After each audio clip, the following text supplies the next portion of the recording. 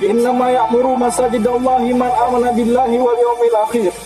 Hanya saja orang yang memakmurkan masjid-masjid Allah adalah orang-orang yang beriman kepada Allah dan beriman kepada hari akhir. Man alifa masjid alifahullah. Barang siapa yang cinta kepada masjid, maka Allah pun cinta kepadanya. Marilah kita hadiri salat berjamaah. Marilah kita hentikan setiap usaha kita. Assalamualaikum warahmatullahi wabarakatuh.